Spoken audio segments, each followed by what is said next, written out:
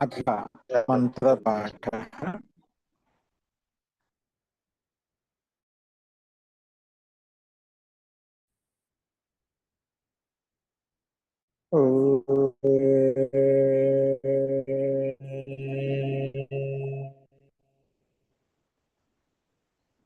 सहनावतु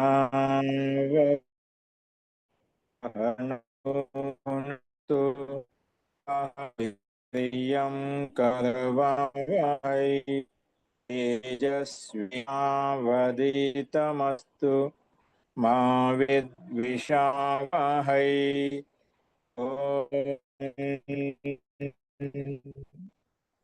शान्ति शान्ति शान्तिः।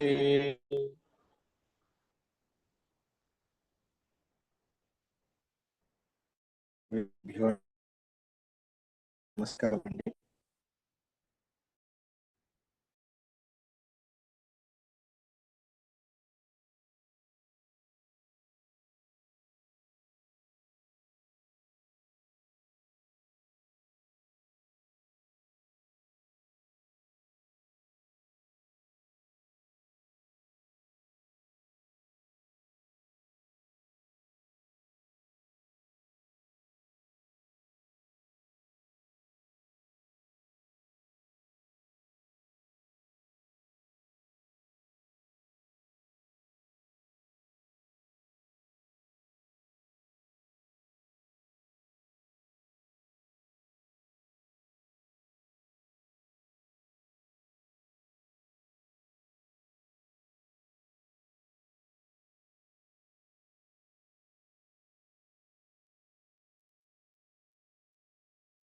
మనం గతంలో శబ్దము శబ్దానికి ఉండే మధ్య అర్థం ఏదైతే ఉందో ఆ రెండింటి మధ్య పరస్పర సంబంధం ఏంటి అనేది నిత్యమా అనిత్యం అని చెప్పి ఆ విషయంలో మనం చర్చించుకున్నాము. సుమంగళి గారు, అది మీ హోస్ట్ మీకు వెళ్ళిపోయింది.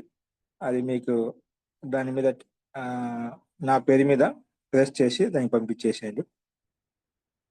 సో ఇప్పుడు ఒక భిన్న ప్రకరణ మనం ఏం ప్రస్తావించుకున్నామంటే, ముందుగా శబ్దం నిత్యమా అనిత్యమా అని చెప్పి ముందు విచారించుకోవాలి.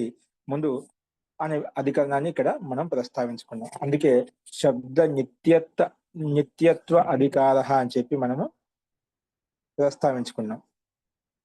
శబ్ద నిత్యత్వ అధికరణం ముందుగా శబ్దార్థ సంబంధ విషయంలో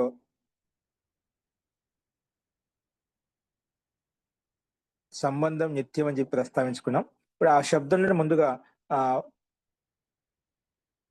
మనం నిత్యం అనిత్యం అని చెప్పి ఆ విషయాన్ని కూడా, అంటే పూర్వపక్షికి ఏదైతే అనుమానం సందేహం కలుగుతుందో దాన్ని ముందుగానే సిద్ధాంతి ఊహించి ఆ అధికరణం కూడా ప్రారంభించామట. ఈ విషయంలో మనం కొన్ని సూత్రాలు చెప్పుకున్నాం. ముందుగా శబ్దార్థయో సంబంధం నిత్యం అంటున్నావు కదా, అది ఉపపన్నం కాదు. ఎందుకు ఉపపన్నంగా అంటే ముందు శబ్దమే నిత్యం కాదు, శబ్దమే నిత్యం కాదు కాబట్టి అది ఉపపన్నం కాదు. ఎందుకు నిత్యం కాదంటే వినష్టః శబ్దః పునః అస్య క్రియమాణస్య అర్థేన అకృతకః సంబంధో నోపపద్యతే. నిత్య సంబంధం ఉపపన్నం కాదన్నమాట. అంటే శబ్దం నష్టం అవుతుంది కాబట్టి అక్కడ ఆ శబ్దం విద్యమానంగా ఉండదు కాబట్టి ఉత్పన్నం కాదు. నిత్య సంబంధం ఉత్పన్నం కాదు అంటే అనిత్యమైందే, కృతకమైందే అని పూర్వపక్షి రకంగా ఆక్షేపించాడనమాట. ఎందుకంటే మనం ప్రథమ శబ్దం ఉచ్చరించగానే మనకు మామూలుగా అయితే ఖచ్చితంగా ఆ శబ్దం ఉచ్చరించబట్టే దానికి అర్థబోధన కావాలి. కానీ చాలా శబ్దాలు అలా ఉంటే మనకు అవి బోధపడవు. అందుకే నిత్య సంబంధం కాదు, అనిత్య సంబంధమే కృతకమైందని చెప్పి పూర్వపక్షి ఆక్షేపించాడు. కథం ఇప్పుడు అనిత్య శబ్ద నువ్వు ఎలా చెప్పగలుగుతావు, ఎలా ప్రస్తావించగలుగుతావు అని అడిగినప్పుడు కర్మైక తత్వ దర్శనాత్ అని చెప్పి చెప్పుకున్నాం. నీరజ గారు ఉన్నారండి? నీరజ గారు, సారీ, సుమంగళి గారు.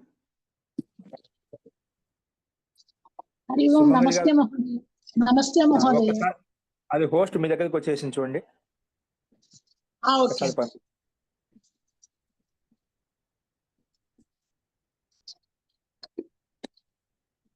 ఇక్కడ మనకోటి కర్మైక తత్వ దర్శనాత్ అని చెప్పుకున్నాం. అంటే ఇది శబ్దం అనేది కర్మ, అంటే కర్మ అంటే ఒక కార్యము. ఉచ్చరించిన తర్వాతే, కర్మ చేసిన తర్వాతనే మనకు శబ్దం ఉత్పన్నం అవుతుంది. కాబట్టి ఇది మనం అనిత్యమైనది చెప్పి చెప్పుకోవాలి. ఉచ్చరించడానికి ముందు శబ్దమే లేదు. ఉంటే మనకు విద్యమానంగా కనిపించాలి.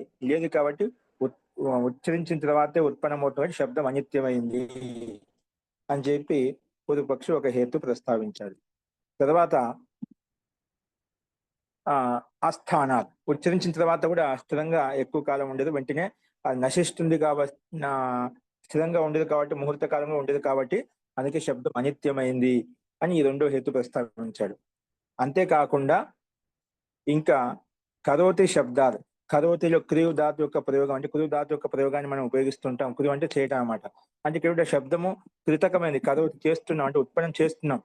మరి క్రియ ధాతు యొక్క ప్రయోగాన్ని బట్టి కూడా మనం అర్థం చేసుకోవచ్చు శబ్దము ఉత్పన్నమైంది అని చెప్పి తెలుస్తుంది అని చెప్పి సిద్ధాంతి ఈ రకంగా పూర్వపక్షి రకంగా. అలాగే సత్వాంతరేచ యోగ పద్యాత్ అంటే స్థానాంతర భిన్న భిన్న స్థానాల్లో భిన్న భిన్న దేశాల్లో ఒకేసారి మనకు ఉపలబ్ధమవుతుంది. సత్వాంతరేచ యుగపత్ అంటే ఒకేసారి ఉత్పన్నమవుతుంది. నానా దేశేషు చ యుగపత్ శబ్దం ఉపలభామహే తద్ ఏకస్య నిత్యస్య అనుపన్న తద్ ఏకస్య నిత్యస్య అనుపన్నమితి అసతి విశేషే నిత్యస్య న అనేకత్వం. ఇక్కడ మనం ఏం చెప్పుకున్నాం అంటే ఇక్కడ భిన్న భిన్న స్థానాల్లో కూడా ఒకేసారి ఉపలబ్ధం కావడం చేత శబ్దం అనేది నిత్య నహి హై అంటే ఒకేసారి ఉపలబ్ధం అవుతుంది. భిన్న భిన్న స్థానంలో ఒకేసారి నిత్యంగా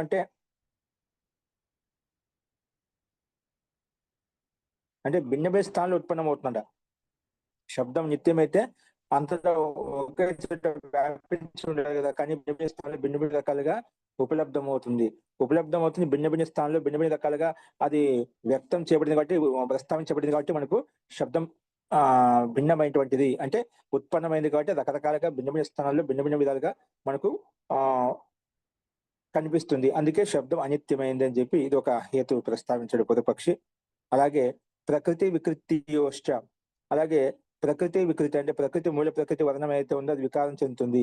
దీనికి వికారం చెందుతుంటే నిత్యంగా అని తెలుస్తుంది. కాబట్టి ప్రకృతి వికృతిని బట్టి కూడా మనం ప్రకృతి ఏ విధంగా వికృతంగా మారిపోయింది, ఎకారంగా మారిపోయింది కాబట్టి అంటే దీన్ని బట్టి కూడా అది నిత్యం కాదని చెప్పి తెలుస్తుంది. ఇది ఒక హేతు ప్రస్తావించాడు.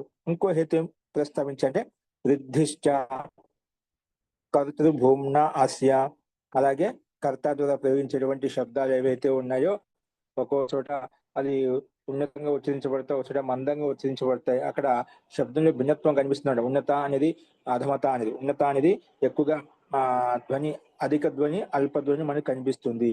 నిజంగా ఎక్కడ ఎప్పుడు ఎలా ఉపయోగించినా కూడా ప్రయోక్త ద్వారా సమానంగా కనిపించింది. శబ్దం అనేది దీర్ఘం కనిపిస్తుంది, అల్పం కనిపిస్తుంది. దీన్ని బట్టి కూడా శబ్దం అనిత్యమైంది అని చెప్పి ఈ రకంగా మనకు పక్షి తన శబ్దము నిత్యమైందని ప్రకరణం ప్రారంభమైనప్పుడు సిద్ధాంతి శబ్దం నిత్యం నిరూపించే ప్రయత్నం చేస్తున్నాడు. కానీ అంతకంటే ముందు పూర్వపక్షం చేసి శబ్దం అనిత్యమైందని చెప్పడానికి ఈ 6 హేతులు ప్రస్తావించారన్నమాట.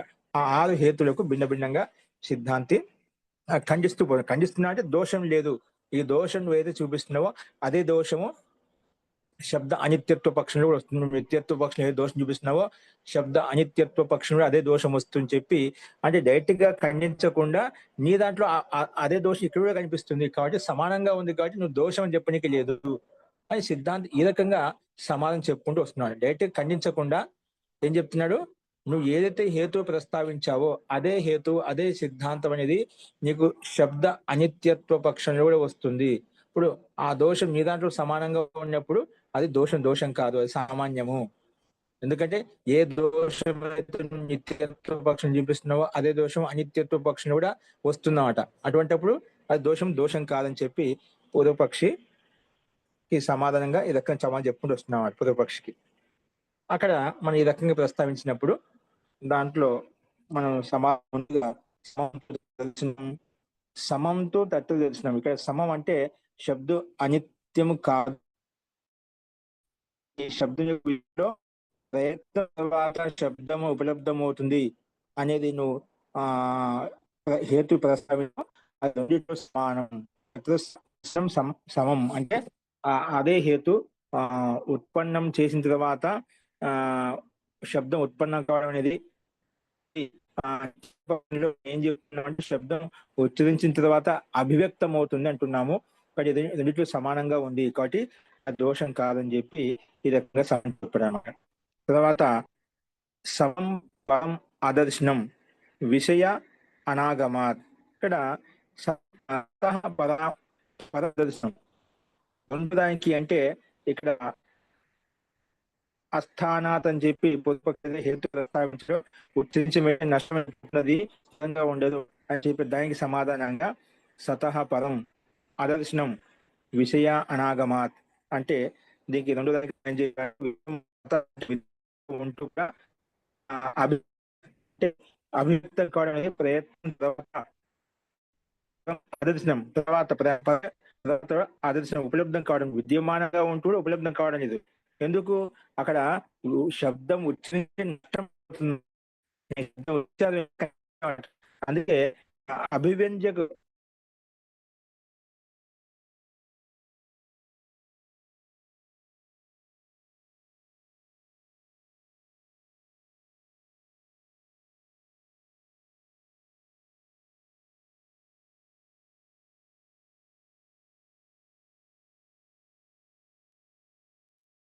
వినిపిస్తుందండి.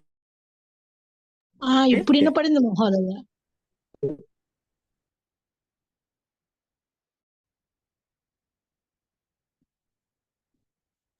మళ్ళీ ఆగిపోయింది మహోదయ.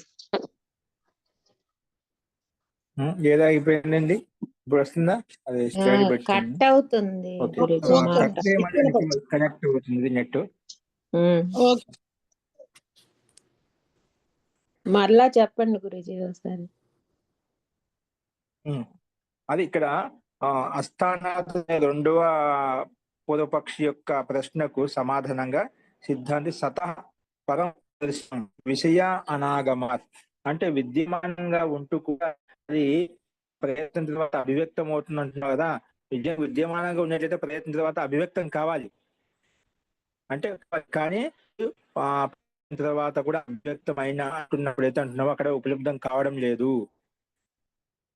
ఎందుకంటే విషయ అనాగమం విషయానికి అది ఆ ధ్వని అనేది ప్రాప్తం కావడం లేదు. అంటే కర్ణేంద్రియంలోకి అనేది ప్రాప్త నిజంగా చెందినట్లయితే మనకు ఆ ధ్వని వినిపించదు. ఆ ధ్వని ఎల్లప్పుడు మహోదయ బాగా బ్రేక్ అవుతుంది కావడం. వాయిస్ బాగా బ్రేక్ అవుతుందండి. బ్రేక్ అవుతుందండి వాయిస్. ఇప్పుడు కూడా అలాగే ఉందా?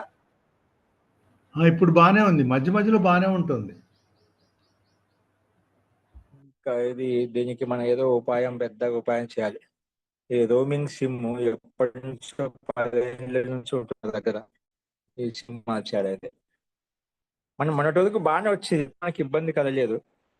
బయట ఉంటున్నాం అందుకే ఈ మధ్యాహ్నం అలా వస్తుంది.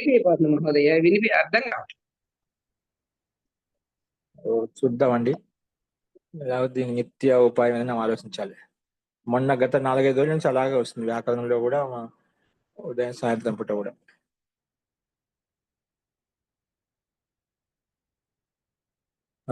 సిమ్ కార్డ్ మార్చాలేమో గురుజీ. చూద్దామండి. అంటే ఎప్పుడు పడుతున్నాయండి అక్కడ వానలు పడుతున్నాయి. మౌసం అయితే అట్లాగే ఉన్నాయి. కొంచెం వాతావరణం ఈ చాలా దూరంగా ఉన్నాను. అంటే విజయవాడ కొంచెం వెళ్ళేది ఉన్నాను. ప్రయాణంలో అక్కడ ఒక స్థానం ప్రయాణం కాదు, ఒక ఇంటిలో కూర్చొని చెప్తున్నాను. ఏమన్నా దాని కారణంగా సామాన్యంగా జనరల్ గా మాట్లాడే మాటలు వినిపిస్తున్నాయా? మామూలుగా ఇట్లా వినపడుతుంది, కానీ చెప్పేటప్పుడు కట్ అవుతుంది. చూద్దాం, ఎక్కడ అర్థం కాకుంటే అనలైజ్ చేసుకోండి, అది మళ్ళీ చెప్పుకున్నాం, పర్వాలేదు, ప్రయత్నం చేస్తాను. ఎక్కడ ఆగిపోతే దాన్ని విచారించుకో, శబ్దం రాకపోతేనా నేను చూస్తాను. ఇప్పుడు బానే వస్తుంది, బానే వస్తుంది, మేము బానే వస్తుంది అన్న తర్వాత మళ్ళీ ప్రాబ్లం వస్తుంది. చూద్దాం, ఇప్పుడు అలాగా కొంచెం కంటిన్యూగా నడుస్తుందంటే మనకి ఇబ్బంది లేకుండా ఉంటుంది. ఫస్ట్ చూడండి, ఇక్కడ మనకి ఏమంటున్నామంటే విద్యమానంగా ఉంటూ కూడా మనకు అది ఉపలబ్ధం కావడం, విద్యమానంగా ఉండేది ఉపలబ్ధం కావాలి, విద్యమానంగా ఉంటుందని చెప్తున్నమాట. ఉంటే ఉపలబ్ధం కావాలి కదా, అది కావడం లేదు. విషయ అనాగమాత్, విషయం అనేది కర్ణేంద్రియములకు అది ప్రాప్తం కావడం లేదు.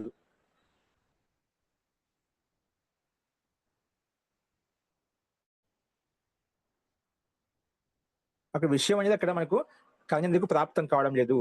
అందుకే విద్యమానంగా ఉంటూ కూడా అక్కడ అదర్శనం అంటే ఇక్కడ అంటే జ్ఞాన రూపంలో ఉంది కానీ మనకు వస్తు రూపంలో ఆకృతి విశేష రూపంలో లేదు.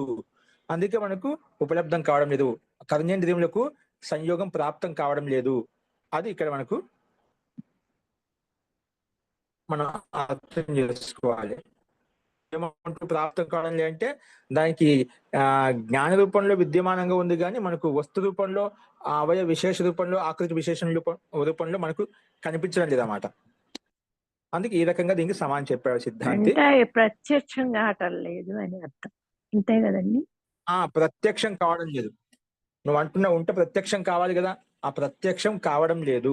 ఉంటే అది ఉపలబ్ధం కావాలి కదా, లేదు విద్యమానంగా ఉంటుంది అంటున్నాను. ఇప్పుడు ఏం చెప్పాము, పుదపక్షి అడిగిందంటే ఇక్కడ ఇంకా మనకి ఉచ్చరించమంటే అంటే నష్టం అయిపోతే ఉపలబ్ధం కావడం లేదు. అందుకే శబ్దం అనిత్యమైంది. నిత్యమైందంటే ఖచ్చితంగా ప్రయత్నం తర్వాత అలాగే ఉండాలి, అలాగే ఉండలేదు. కానీ సిద్ధాంతం ఏమంటున్నా అంటే లేండి సతహ విద్యమానంగా ఉండేది అభివ్యక్తమైంది. అభివ్యక్తమైన ఎందుకు ఉపలబ్ధం కావాలంటే అక్కడ విషయం లేదన్నమాట. అంటే కర్ణేంద్రియంకు గ్రహించడానికి ప్రత్యక్ష విషయం ప్రత్యక్షంగా ఆ శబ్దం యొక్క స్వరూపం లేదు, జ్ఞాన రూపంలో ఉంది. మనకు ఏ శబ్దం అయితే ఉచ్చరించారో అనుభూతి అనుభవం ఆ శబ్దం యొక్క అర్థం అది ఆ జీవాత్మ యొక్క తత్వంలో అది విద్యమానం, ఆ జ్ఞానం ఉందన్నమాట. పలానా శబ్దం ఉచ్చరించి ఈ శబ్దానికి ఇది అర్థం అని చెప్పి జ్ఞాన రూపంలో ఉంది మనకు, కానీ వస్తు రూపంలో ఆకృతి రూపంలో లేదనమాట. కానీ పూర్వపక్షి చేసిన స్థూలాత్మకంగా ఉంటే విద్యమానంగా ఉండే రంగు రూప ఆకృతి ప్రకారం చూపించాలి కదా అన్నిటిగా మాట్లాడుతున్నమాట. అందుకే విద్యమానంగా ఉంటూ విషయ అనాగమ విషయానికి ప్రాప్తం కావడం లేదు కాబట్టి మనకు లేదు అని చెప్పి ఈ రకంగా సమానం చెప్పామట.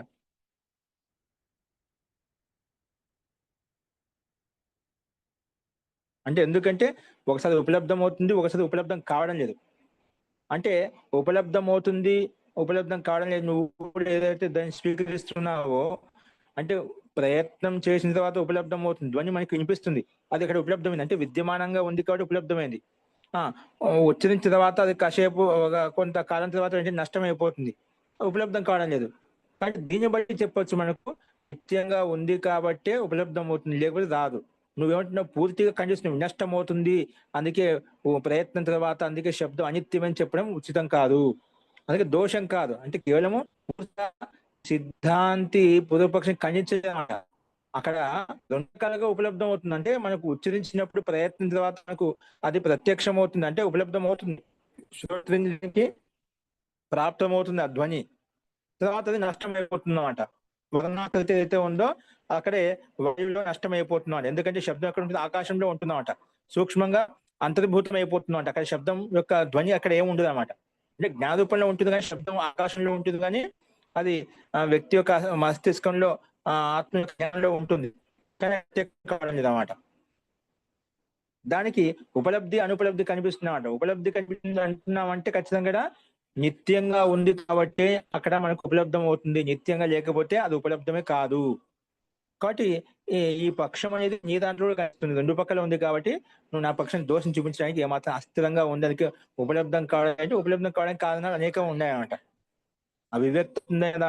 అభివ్యక్తం అవుతుంది నువ్వు కూడా స్వీకరిస్తున్నావు, నాకు ప్రత్యక్షం అవుతుంది చెప్పి ప్రత్యక్ష అలాగే ఉంటాయి. అది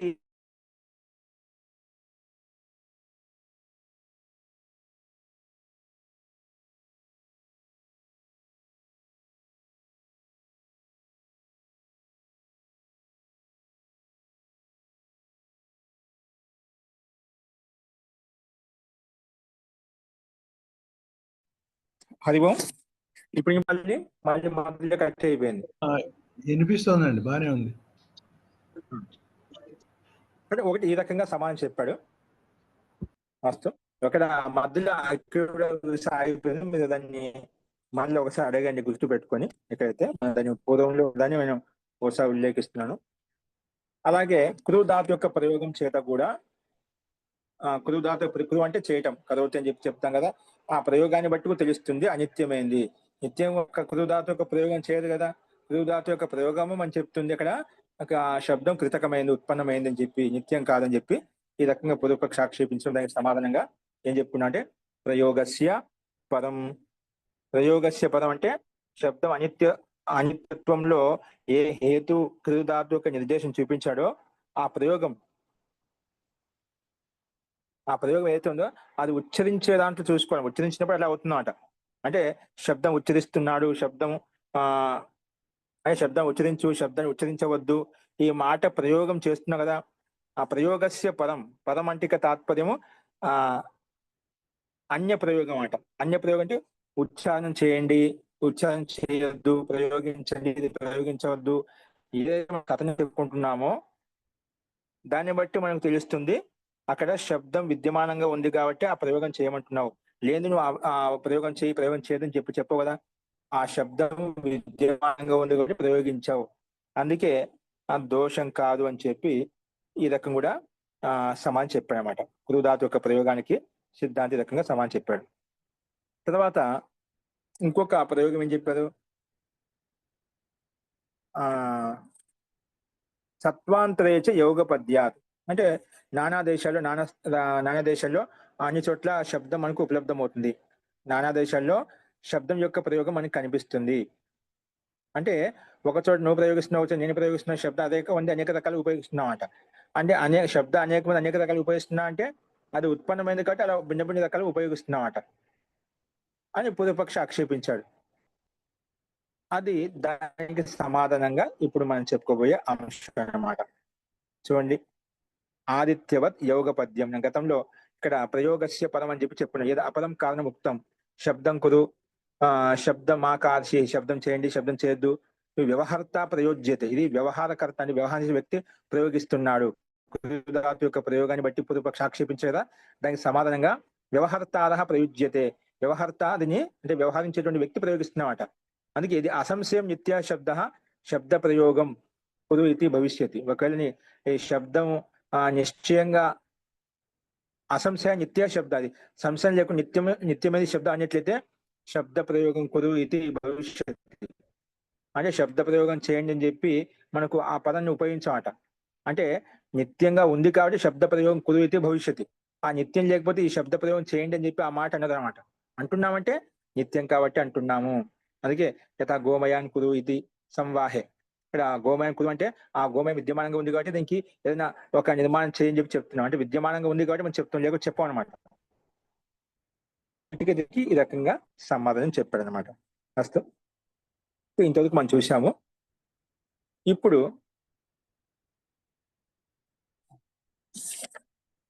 ఆదిత్యవత్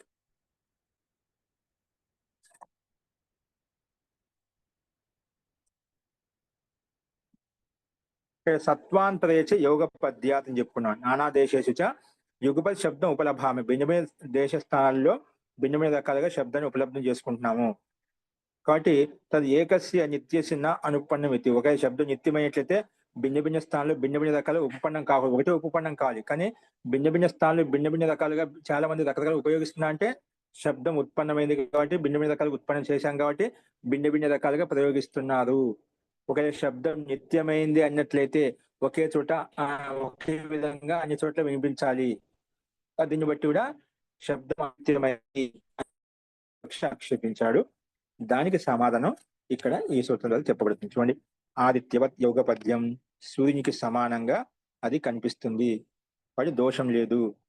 శబ్దానికి సూర్యునికి సమానంగా ఒకేసారి అనేక దేశాల్లో ఉపలబ్ధమవుతుంది. విపక్షంగా అనేక దేశాల్లో భిన్న భిన్న రకాలుగా ఉపలబ్ధమవుతుంది. అది ఒకటే అయినట్లయితే శబ్దం నిత్యం అయినట్లయితే అనేక రకాలుగా వినిపించకూడదు. వినిపిస్తుందంటే అనిత్యం అని చెప్పి చెప్పామట. లేదండి, అది ఎందుకు అలా అనిపిస్తుంది? ఆదిత్యవత్ యోగ పద్యం, సూర్యుడు ఏ రకంగా అయితే ఒకే స్థానంలో ఉంటే అందరూ దాన్ని పొందగలుగుతున్నారో ఒకటే అక్కడ సూర్యుడు ఒకటే అనమాట.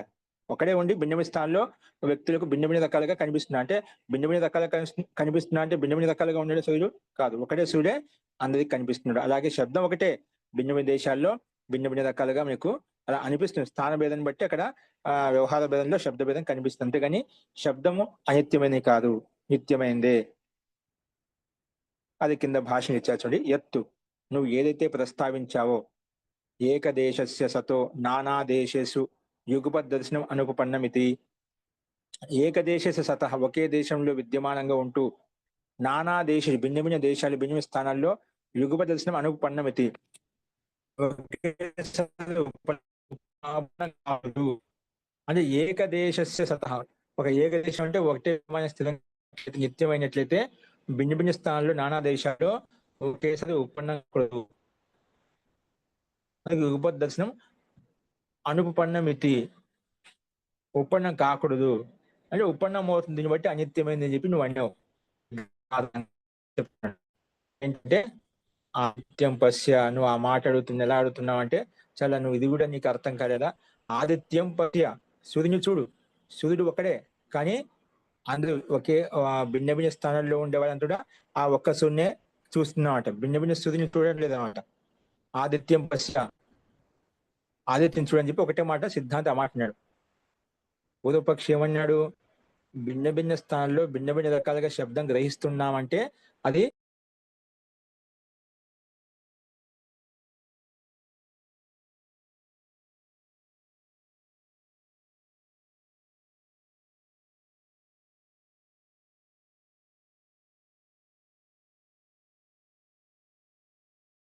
శబ్దం నిత్యమైనట్లయితే ఒకే విధంగా ఉండాలి, భిన్న భిన్న రకాలుగా మనకు కనిపించకూడదు. భిన్న భిన్న రకాలుగా మనకు కనిపిస్తుంది, భిన్న భిన్న రకాలు ప్రయోగిస్తున్నామంటే అనిత్యమైనది చెప్పాడు. దానికి లేదండి, భిన్న భిన్న రకాలుగా ఉండి భిన్న భిన్న చోట్ల నుంచి గ్రహిస్తున్నావో అది భిన్న భిన్న శబ్దం అంటున్నాం. భిన్న శబ్దం ఒకే శబ్దమే. చూడు, ఒకే సూర్యుని అందరూ మనం ఒకే భిన్న భిన్న స్థానంలో ఉండి గ్రహిస్తున్నాం లేదా? అలాగే శబ్దం కూడా ఒకటే, అక్కడ నిత్య శబ్దాన్ని గ్రహిస్తున్నది, భిన్న భిన్నం కాదు. నువ్వు భిన్న భిన్నం అంటున్నావు, భిన్న భిన్నం కాదు. ఏ విధంగా అయితే సూర్యుడు ఒకడే, మనం భిన్న భిన్న స్థానాల్లో భిన్న భిన్న దేశాల్లో ఉంటూ కూడా అదే సూర్యుని చూస్తున్నాం, వేరే సూర్యుని చూడడం లేదు అనమాట. భిన్న భిన్న రకాలుగా సూర్యుని చూడడం లేదు అని సిద్ధాంత రకంగా సమానం చెప్పాడు అనమాట. అందుకే ఇక్కడ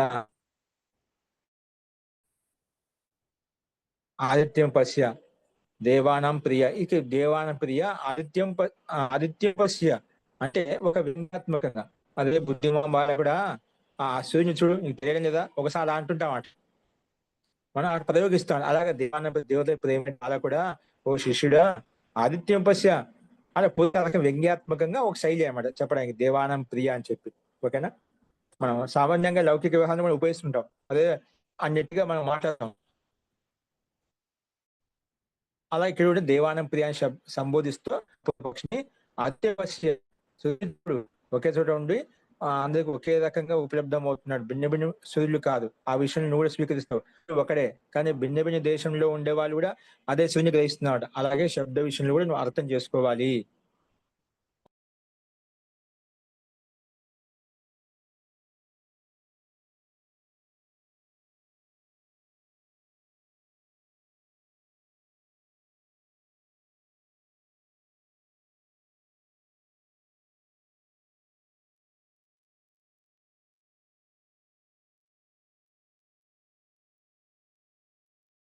ఏకః సన్ ఏకదేశ అవస్థివ, ఏకః సన్ అంటే ఒకటే ఉంటూ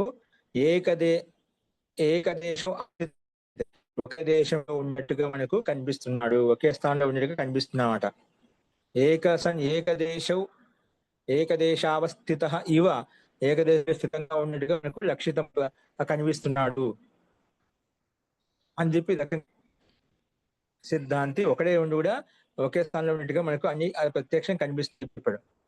ఈ మాటకు సిద్ధాంతి రకంగా చెప్పినప్పుడు చూడు ఒకడే ఉండి అందరికి కనిపిస్తున్నాడు అని చెప్పినప్పుడు దానికి పూర్వపక్షం అన్నా అంటే కథం పునః అవగమ్యతే, ఒకే సూర్యుడు ఉండని నువ్వు ఎలా నిర్ధారించుకుంటావు? కథం పునః అవగమ్యతే ఏకః ఆదిత్య ఇది, అనేక మంది సూర్యుడు ఉండొచ్చు కదా, భిన్న మంది దేశం నుంచి సూర్యుడు భిన్నంగా ఉంటాడు, ఆ దేశం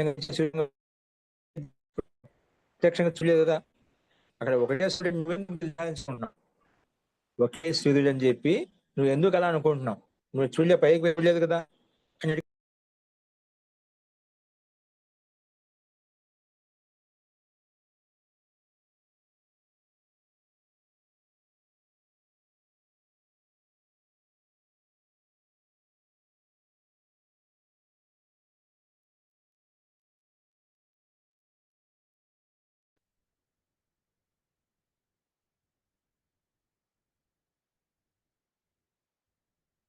అందుకే ఏక ఆదిత్యం ఏక ఆదిత్యం ఎలా చెప్పగలరు?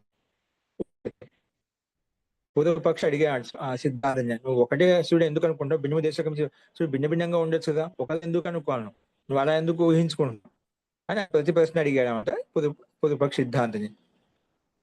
దానికి సమాధానం సిద్ధాంతం అంటున్నాడు ఇక్కడ.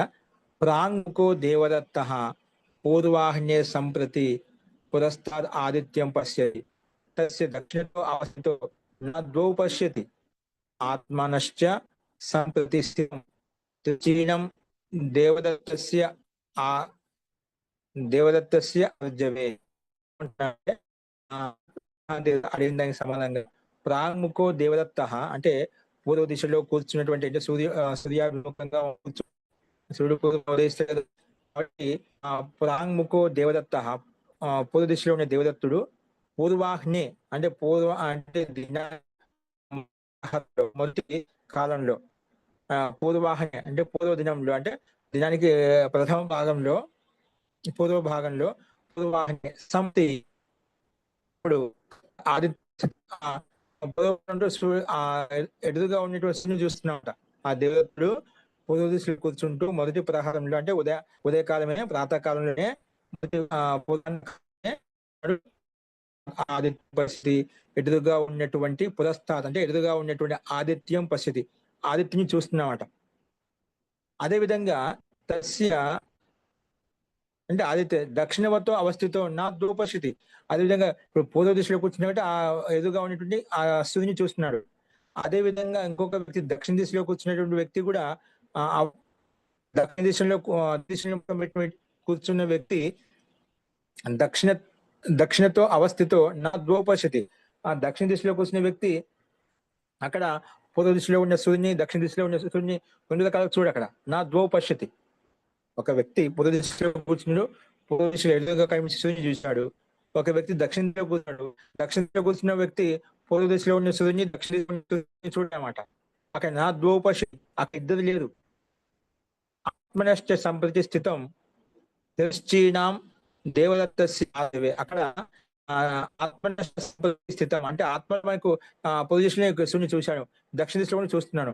అక్కడ కేవలం ఆత్మ సంప్రతి స్థితం, ఆత్మ స్థితంగా ఉన్నటువంటి జ్ఞానం ఏదైతే ఉందో, జ్ఞానం ఏదైతే ఉందో తిరశ్చీనాం దేవదత్తస్య ఆర్జవే అంటే తిరసాగా ఉంటున్నటువంటి నిలబడి చూస్తున్నాడు, అంతేగాని అది ఇంకొక సూర్యుని కాదు. అక్కడ తిరశ్చి అంటే ఒక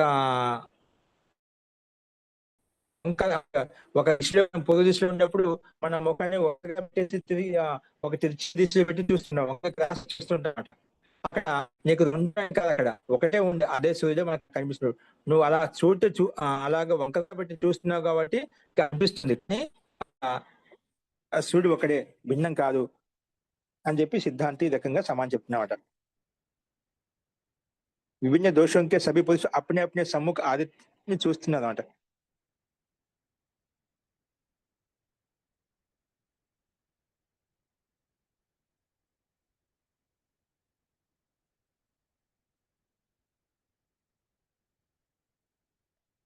అంటే ఇక్కడ సంబంధం ఆ రకంగా ఆత్మనష్ట సంప్రతి స్థితం తిరశ్చీనాం దేవదత్తస్య ఆర్జవే, దానికి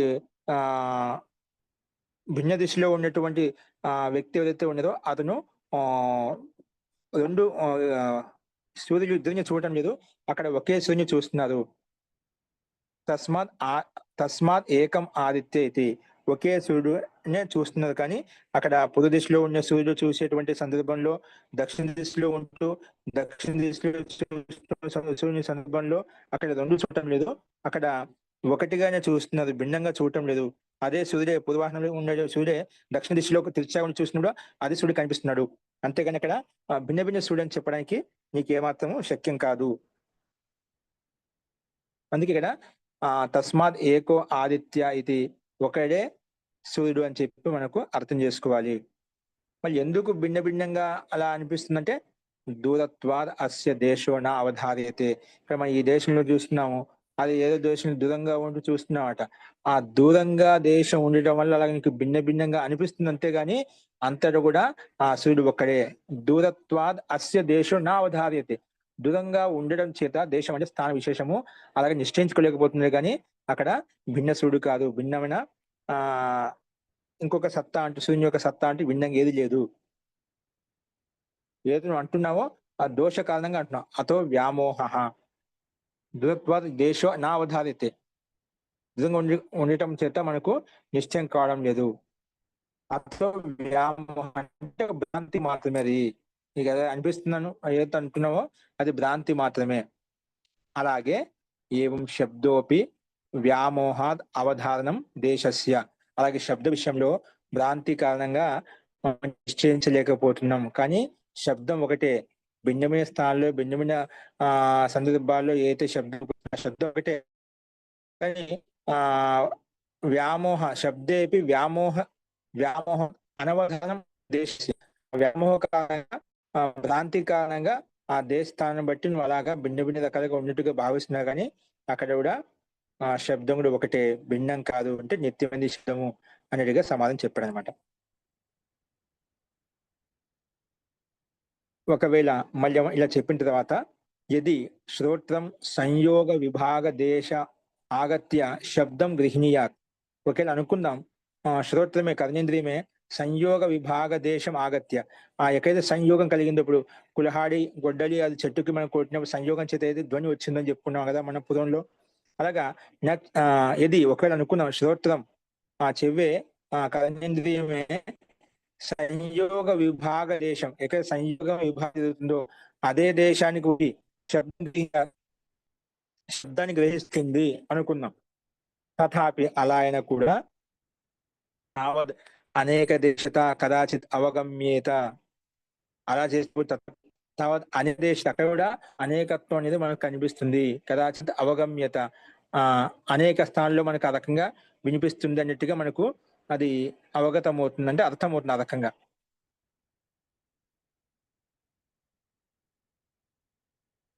అక్కడ కూడా మనకు ఒకవేళ కర్ణేంద్రియమే సంయోగ విభాగం ఎక్కడైతే మనకు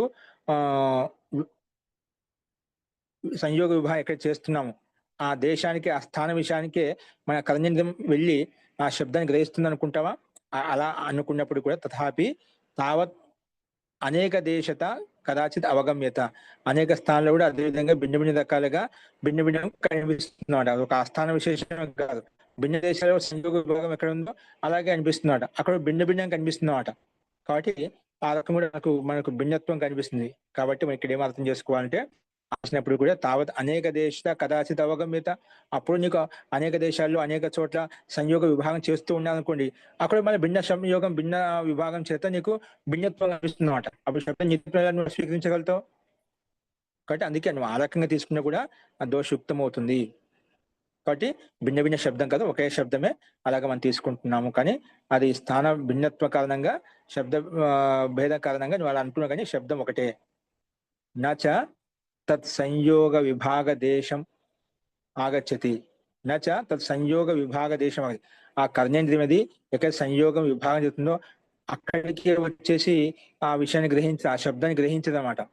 నచ తత్ సంయోగ విభాగ దేశం ఆగచ్చతి అంటే ఎక్కడ సంయోగ విభాగం అంటే సంయోగం కలిగినప్పుడు ధ్వని వినిపిస్తుందో, విభాగం అయినప్పుడు అయితే ఆ ధ్వని మనకు వినిపించదో, అక్కడికే ఎక్కడ సంయోగ విభాగం జరుగుతుందో అక్కడికే కర్ణేంద్రియం వచ్చేసి ఆ విషయాన్ని గ్రహిస్తుంది, శబ్దాన్ని గ్రహిస్తుందని నువ్వు అలా అనుకుంటాయేమో.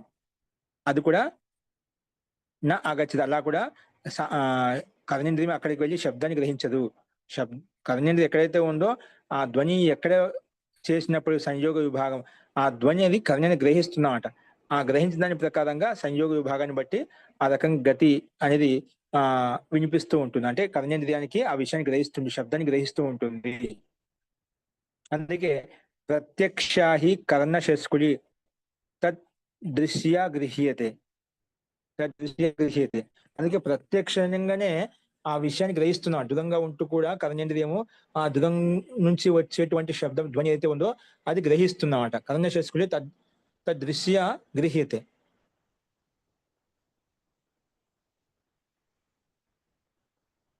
అంటే ఆ రకంగా తాదృశ్య గృహ్యతే అంటే అదే విధంగా గ్రహిస్తుంది. దృఢంగా ఉన్నప్పటికైనా దగ్గర ఉన్నప్పుడైనా ఆ విషయాన్ని గ్రహిస్తుంది, ఒకే విధంగా గ్రహిస్తుంది. తర్వాత వాయవీయా పునః సంయోగ విభాగ అప్రత్యక్షస్య వాయు కర్ణశస్కులి ప్రాదుర్భవతో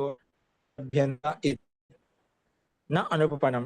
నా ఉపలభ్యంతే ఇది నా అనుపన్నం. అంటే వాయువీయ కణాలు ఏవైతే ఉన్నాయో పునః అంటే ఎక్కడైతే మనకు సంయోగ విభాగం జరుగుతుందో అక్కడ ఒక వాయువు ఉందంట, అక్కడ ఒక గాలి ఉందంట. అంటే వాయువ్య కణాలు ఉన్నాయి సూక్ష్మంగా.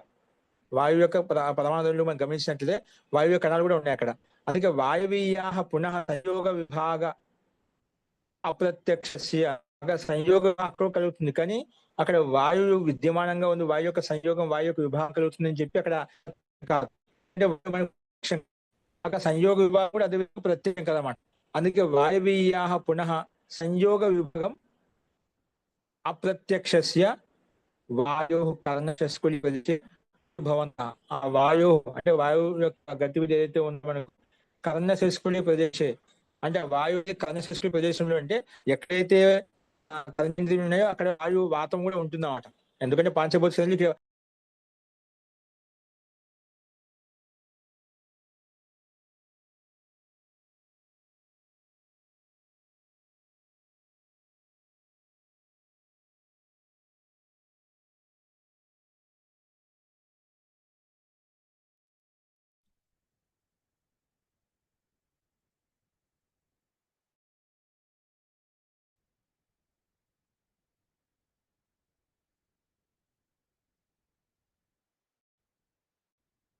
అక్కడ కర్ణశస్కు ప్రదేశే ప్రాదుర్భవంత, అంటే అదే స్థానంలో అదే స్థానంలోకి ఆ శబ్దం గ్రహిస్తున్నా ఉపలభ్యంతే నా అనుపన్నం.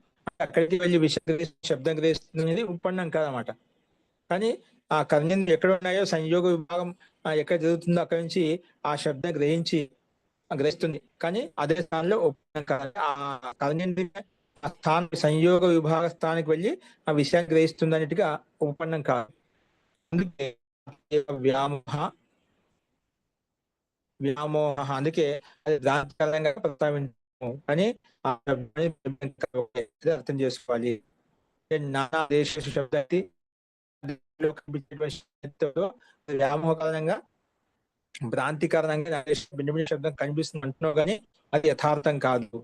ఎందుకంటే ఆకాశ దేశ శబ్ద ఇది, ఎందుకంటే ఆకాశంలో ఉంటుంది. ఆకాశం అంతటా వ్యాపించి ఉంది. ఆకాశంలో ఇక్కడ ఉండే ఆకాశము అక్కడ ఉండే ఆకాశం భిన్న భిన్నంగా ఉందా? ఆకాశం భిన్న భిన్నం కాదు, ఎందుకంటే ఆకాశం అవయవరహితమై, అలాగే అవయవరహితమై శబ్దానికి ఎప్పుడైనా విభాగాలు ఉండవు, అవయవాలు ఉండవు అనమాట. ఆకాశానికి అవయవం ఉండదు, నిరవయంగా ఉంటుంది. అంటే అంతటా ఒకే విధంగా వ్యాపించి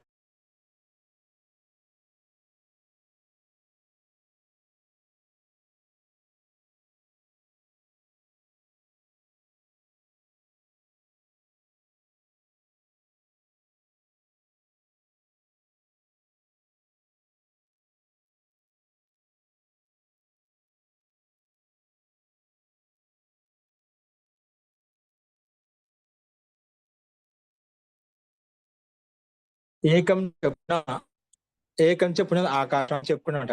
ఆకాశం ఒకటే, అంతటా ఒకే చోట అఖండంగా అంతటా వ్యాపించి ఉంది. ఏకం చెప్పున ఆకాశం పెట్టాయన్నమాట. అంతటా ఒకే విధంగా అంతటా వ్యాపించి ఉంది. అతోపి ఈ రకంగా కూడా ఈ కారణం కూడా నానాదేశేషు అంటే నానా స్థానాలు కనిపించే శబ్దం అయితే ఉందో భిన్న భిన్నం కాదు, ఒకే శబ్దమే. అలా నీకు భ్రాంతికరంగా అనిపిస్తుంది, కానీ భిన్న భిన్నంగా ఒకే శబ్దమే తీసుకోవాలి. అందుకే నానాదేశ శబ్దం అది భిన్న భిన్నం కాదు, ఒకటే. అంటే శబ్దం ఇచ్చిందే, ఒకే శబ్దం తీసుకుంటాం, భిన్నమైన శబ్దం తీసుకోవడం లేదు. అపిచ ఇంకా ఏం చెప్పిన అంటే ఐకరూప్యే సతి దేశభేదిన కామం దేశాహ ఏవ భిన్నాహ.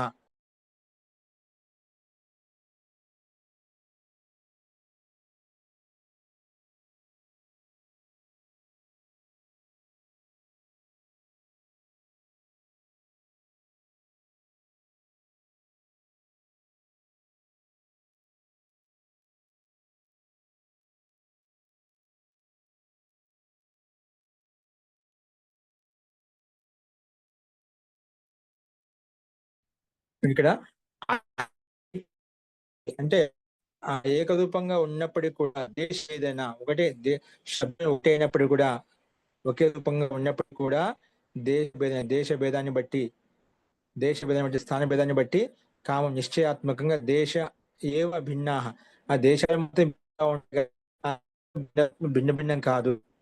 స్థాన భేదాన్ని బట్టి నీకు అలా అనిపిస్తుంది కానీ దేశ భేదాన్ని బట్టి అనిపిస్తుంది కానీ శబ్దం భిన్నం కాదు. అందుకే దేశ ఏవ భిన్నాహ నాతో శబ్ద, శబ్దం భిన్న భిన్నం కాదు. ఎక్కడైనా కూడా శబ్దం ఉంటే శబ్దం అనేది సమాన రూపంగా వర్ణాల యొక్క అభివ్యక్తి ద్వారా మనకు ధ్వని వినిపిస్తుంటుంది. ఆ ధ్వని ఉన్న శబ్దం సమానమైంది. ఏ దేశంలో ఉపయోగించినా ఎక్కడ ఉపయోగించినా ఉపయోగించే ప్రయోక్తగా ఉపయోగించే శబ్దం అనేది ధ్వని అనేది వర్ణాత్మకమైనది వ్యక్తం అవుతుంది అనమాట. అంటే వర్ణ రూపంలో సమూహాత్మక ఒక అర్థతత్వాన్ని బోధించే శబ్దాత్మకంగా మనకు విషయం.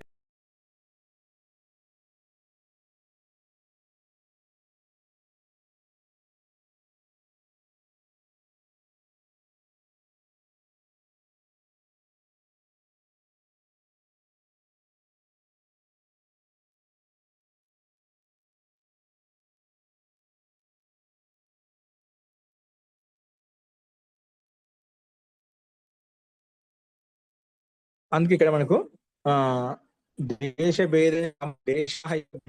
శబ్ద తస్మాత్ అయం అపి అదోష. అందుకే దోషం కాదు, దోషయుక్తం కాదు.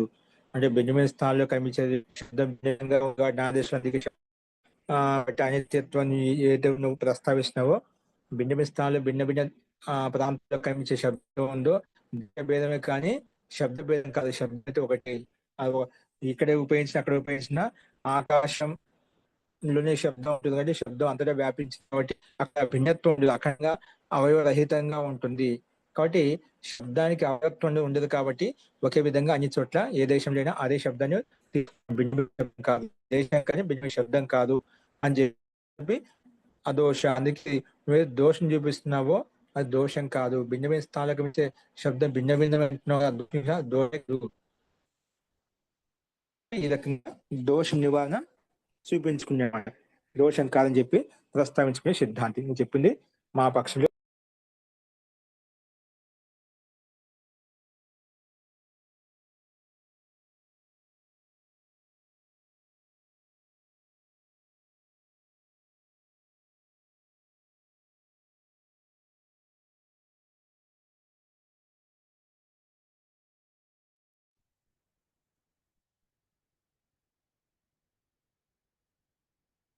అలాగే ఇంకొక విషయం సరే, సూర్యుడికి ఒక్కడే ఉంటూ అంతటా భిన్న దేశాల్లో అవకాశాన్ని చూస్తున్నాం అని చెప్పి సమాన్ చెప్పాడు. తర్వాత వర్ణాంతరం అవికార. అక్కడ మనకు ఇంకొక దోషం చూపించాడు పూర్వపక్షి. ఇక్కడ ప్రకృతి వికృతియోశ్చ అని చెప్పి ప్రకృతి వికృతిని బట్టి కూడా శబ్దం అనిత్యమైంది. అంటే మూల ప్రకృతి ఏదైతే ఉందో అది వికారంగా మారిపోయిందని చెప్పాడు. అంటే ఏదైతే మూల ప్రకృతి మారిందో వికారం చెందిందో దాన్ని బట్టి కూడా అనిత్యమైంది వికారం చెందుతున్నాం. నిత్య వస్తువు ఎప్పుడు వికారం చెందదు కాబట్టి అది కృతకమైంది అంటే అనిత్యమని చెప్పాడు అనమాట. దానికి సమాధానం ఇది 16 సూత్రం. వర్ణాంతరం అవికార. ఏదైతే వర్ణాంతరం అంటే ఇకార స్థానంలో దద్ది ప్లేస్ అత్రలో ఇకో ఇచ్చి ప్రకారంగా ఇకార స్థానం ఎకారం అయితే ఆదేశం చేసుకున్నామో ఈ స్థానం ఎకారం అయితే వచ్చిందో మూల ప్రకృతి ఇకార స్థానంలో ఎకారం వచ్చిందన్నమాట. అక్కడ ఎకారం అయితే వచ్చిందంటో అది వర్ణాంతరం, వేరే వర్ణం వచ్చింది, అది వికారం కాదు అవికారము. ఏమంటున్నా ఇక్కడ సిద్ధాంతి అక్కడ అయితే ఉందో అది వికారం అంటున్నమాట. వికారం మారిపోయింది, అది అనిత్యమైందని చెప్పావు కదా, అది వర్ణాంతరమే కానీ అది వికారం కాదు. ఆ వర్ణస్థానం ఇంకొక వర్ణం తీసుకొచ్చి పెట్టాం, భిన్న వర్ణమే కానీ అది వికారం కాదు. అంటే అదే ఆ స్థానంలో అదే ఉపయోగించుకునే భిన్న వేరే ఉపయోగించుకునే అనమాట. అంటే ఆ స్థానంలో ఇది ఈ స్థానంలో ఎకారాన్ని ఉపయోగించుకునే అదే అర్థాన్ని చెప్పడం కొరకు. కాబట్టి భిన్నం కాదు. ఒక భిన్నం అయితే అక్కడ అర్థం అయిపోయింది, అర్థం అయిపోయింది అనమాట. అంటే వర్ణాంతరం వికారం కాదు అని చెప్పి చెప్పాడు అనమాట. అది కింద ఇచ్చాడు భాషల్లో. నాచ దద్యత్ర ఇత్యత్ర ప్రకృతి వికార భావ. ఇక్కడ ఏదైతే ఉందో అది ప్రకృతి వికార భావం కాదు. అంటే ప్రకృతి వికారం అయితే ఉందో వికార స్థానం వచ్చిన వికారం అది వికార భావం కాదు. శబ్దాంతరం ఇకారాత్ యకార.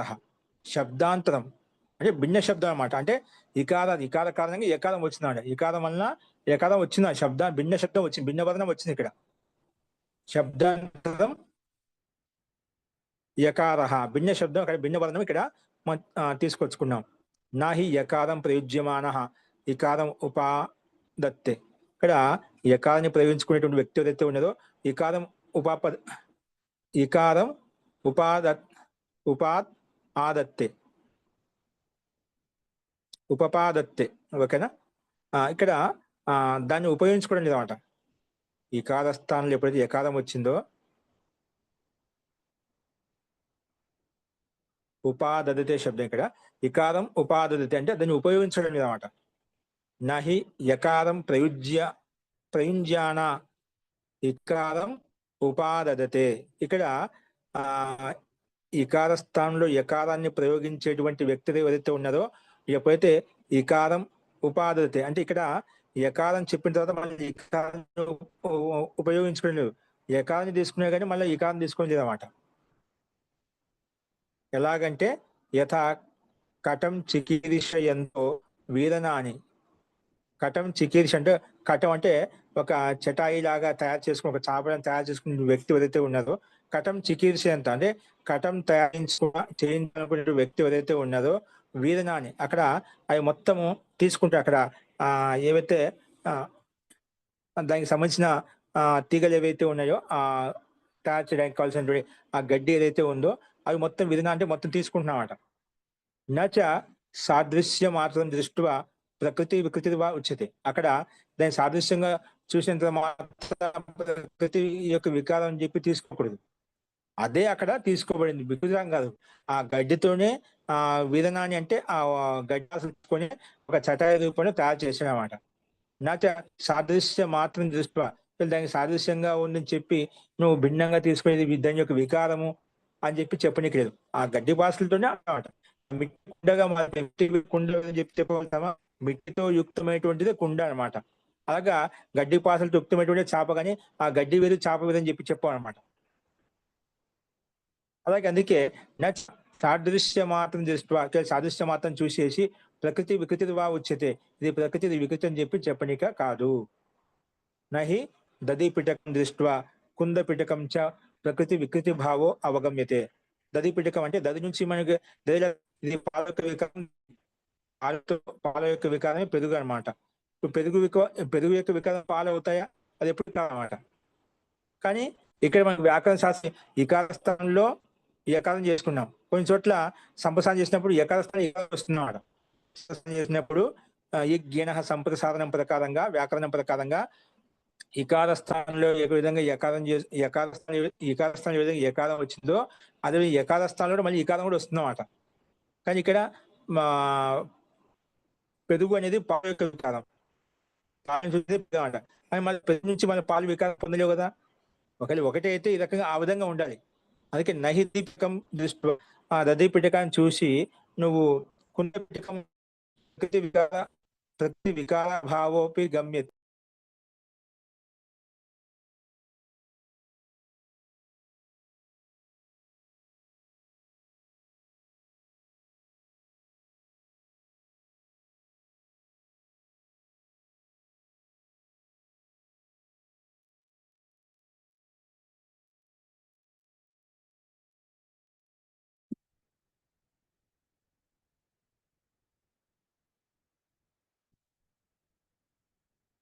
కాబట్టి ప్రకృతి వికార భావో అవగమ్యతే. ప్రకృతి వికారం చెప్పి ఆ విధంగా అర్థం చేసుకోకూడదు. తస్మాత్ అయమపి అదోష, అందుకే ఇది కూడా దోషయుక్తం కాదు. కాబట్టి ఇక దహి యొక్క డలియా చూసి నువ్వు కుందం అంటే శ్వేతత్వ పుష్ప విశేషం చూసి ఇది దాని నుంచి వచ్చింది అని చెప్పి పాలు నుంచి వచ్చింది కదా, పాలు కూడా పెరుగు అయిపోతాయి, పెరుగు కూడా పాలు అయిపోతాయి అని చెప్పి నువ్వు అది తీసుకోనికి లేదన్నమాట. ఒక సాదృశ్యాన్ని చూసి నువ్వు శ్వేతత్వం, పాలు శ్వేతత్వంలో ఉంటే పెరుగు శ్వేతత్వంలో ఉంటుందని చెప్పి సాదృశ్య మాత్రం చూసి ఇది ప్రకృతి యొక్క వికారం, ఇది వికృతి యొక్క ప్రకృతి అని చెప్పి అలాగా చెప్పనిక కాదు. అందుకే ప్రకృతి వికృతి భావం అనే శబ్ద అనిత్యత రూపంలో నువ్వు ఏ విధంగా దోషం చూపిస్తున్నావు దోషం కాదు అని చెప్పి సిద్ధాంతి రకంగా చెప్పామట. అంటే దీన్ని చూపిస్తూ దదిలో ఉన్నటువంటి శబ్ది అత్ర దదిలో ఉండే ఇకారము యకారంగా మారిపోయి వికృతంగా మారిపోతున్నందుకే శబ్దాన్ని చెప్పాడు. అక్కడ అది ఇకార స్థానం యకారం అయితే వచ్చిందో వర్ణాంతరం వచ్చింది, వికారం కాదు. ఎందుకంటే అది మనకు ఏ విధంగా అయితే ఒక చటాయి చేయించుకోవాలనుకున్న వ్యక్తి, చాప చేయించుకునే వ్యక్తి ఏ విధంగా గడ్డి పాషాలతోటి దాన్ని తయారు చేస్తున్నామట, అక్కడే ఉన్నామట. దానిచే అంటే గడ్డి పాసుని వికారంగా మార్చేసి దాన్ని ఏం చేశాడు, ఒక చాలా చేశాడు. దాని యొక్క వికారం అంటే చెప్పాలా, వికారం అంటాం. ఆ వికారం అన్నంత మాత్రం దాని యొక్క వికారం చేసామంటే అది అది భిన్న రూపంలో మారిపోయింది. దాని యొక్క స్వరూపం, దాని యొక్క గడ్డి పాసుని మనం వర్ణ స్వరూపం మార్చేసాం అంతే. అంతేగాని గడ్డి వేరు కాదు, భిన్నం కాదు. అలాగే మన కుండ విషయంలో దాన్ని మనం ఒక కుండలాగా తయారు చేసాం, కానీ అది కుండ నుంచి మిట్టిని వేరు చేయలేం, మిట్టి నుంచి కుండను భిన్నంగా చూపించలేము అనమాట. అది తదయుక్తంగానే ఉంటుంది అన్నమాట. గుణం అనేది గుణితోనే యుక్తంగా ఉంటుంది, కాబట్టి దాన్ని వేరు చేసి చూపించలేము అని చెప్పి ఈ రకంగా. అందుకే ప్రకృతి వికృతి భావం ఏది నువ్వు చెప్తున్నావో సాదృశ్యం చూసి అది యుక్తి సంగతం కాదు అని ఈ రకంగా సిద్ధాంతి సమానం చెప్పాడు. కాబట్టి మనం ఇక్కడ లాస్ట్ లో ఒక దహి దూద్ వికార్ హై, దూద్ ప్రకృతి. ఇక్కడ పెరుగు అనేది పాల యొక్క వికారం,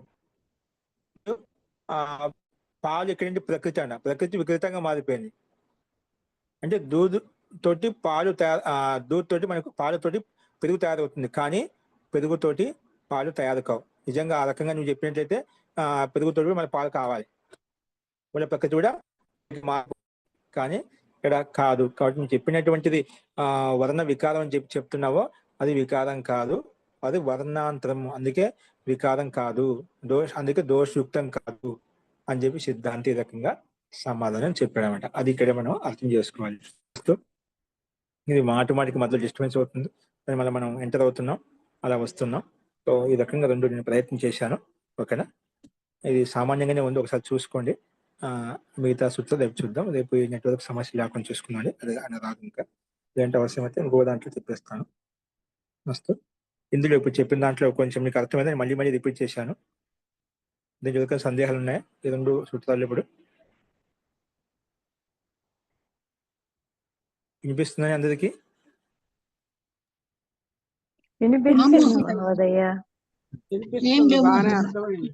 బాగానే అర్థమైంది. ఓకే, స్థూలంగా ఒక మాటలో ఏదైతే వికారం అంటున్నామో ఆ వికారం ప్రకృతి వికృతి కాదు, వర్ణాంతరం తీసుకోవాలి. అలాగే భిన్నమైన స్థానంలో కమించి దేశ భేదం కానీ శబ్ద భేదం కాదు. ఇప్పుడు శబ్దం ఒకటే, సూర్యునికి సమానంగా, సూర్యుడు ఒకటే ఉండి అన్ని దగ్గర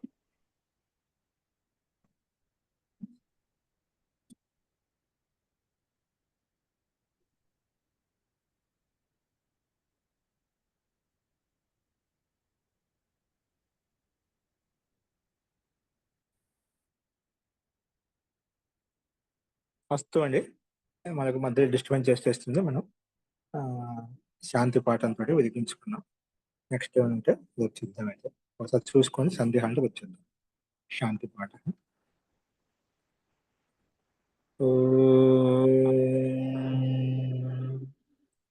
సర్వే భవంతు సుఖినః, సర్వే సంతు నిరామయాః, సర్వే భద్రాణి పశ్యంతు, మా కశ్చిత్ దుఃఖభాగ్ భవేత్. ఓం శాంతి శాంతి శాంతి. సర్వేభ్యో నమః. అందరికీ నమస్కారం అండి. నమస్తే మహోదయ. నమస్కారం ఆచార్య, ధన్యవాదాలు. నమస్కారం.